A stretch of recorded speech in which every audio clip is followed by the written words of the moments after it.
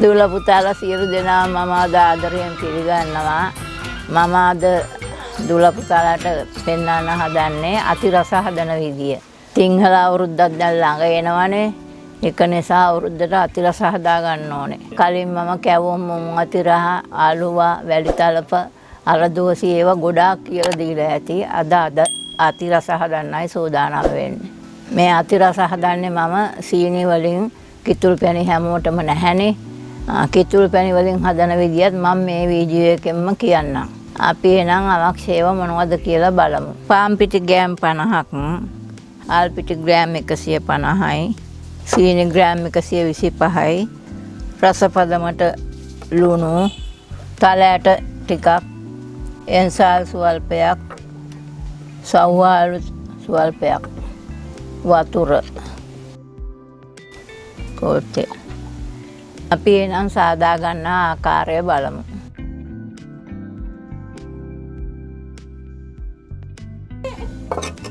අපි දැන් අතිරස හදන්න පැණි හදා ගන්න හදන්නේ මේ.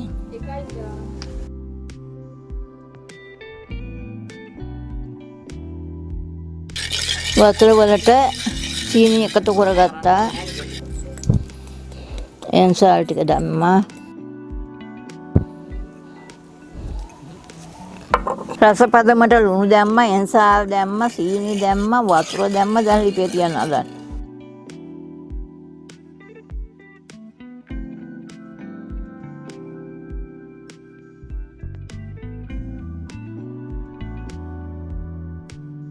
අපි මේ පැණි එක දැන් බා ගන්නවා.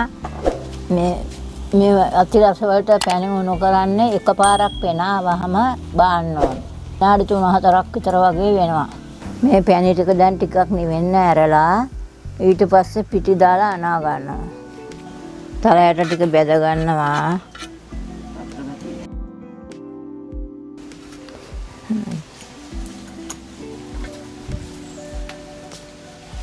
අපි දැන් තල ටික බැද්දිලා තියෙන විනාඩි 2කට විතර පස්සේ බා ගන්නවා.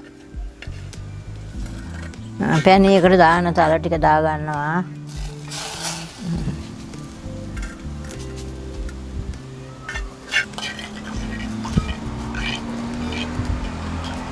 කිතුල් පැණි වලින් හදනවා නම් ඒත් මේ විදිහටම තමයි විනාඩි 5ක් විතර පැණි ටික උණු කරගෙන මේ විදිහට බාලා නිවෙන්න ඇරලා ටිකක් පැණි එකට තල ටික එකතු කරගන්න. එතකොට සීනි පාවිච්චි කරන්න එපා. පිටි ටික දා ගන්නවා පැණි එකට. ආල් පිටි කවල මේ දා ගන්න. පිටි ජාති දෙක එකට මිශ්‍ර කරලා දැම්මත් කමක් නැහැ.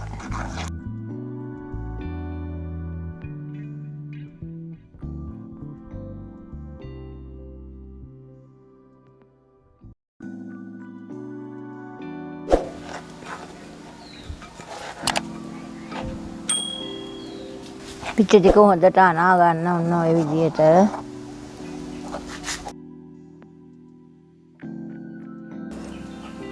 පිටි ටික දියාරු ගතියට වගේ ආවොතින් ඔන්න ඔය විදිහට ආල් පිටි හරි පාන් පිටි හරි ටිකක් එකතු කරගන්න. දා ගන්න පොල් චුට්ටක්.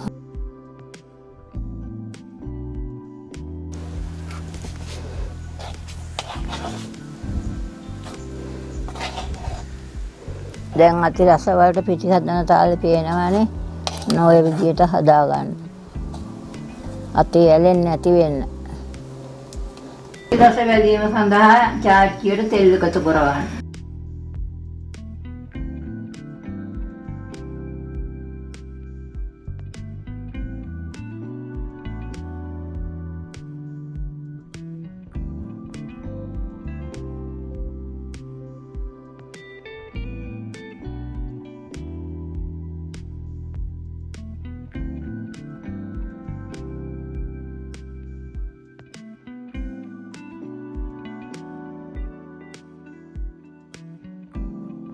දුවල පුතාලා කැමති විදියකට මේ අතිරස හදා ගන්න.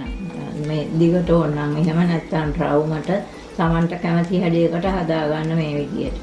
හදාලා ඉවරලා සව්වැල ටිකක් ඔන්න ඔය විදියට උඩින්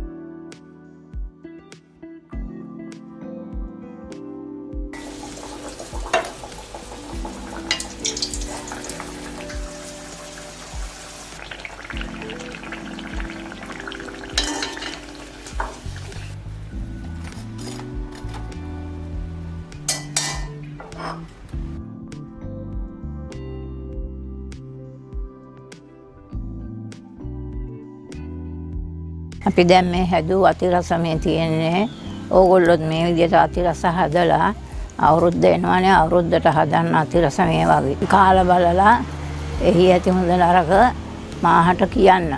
දූල පුතාලා පසුව හමු වෙනතුරු බුදු සරණයි දෙවි පිහිට.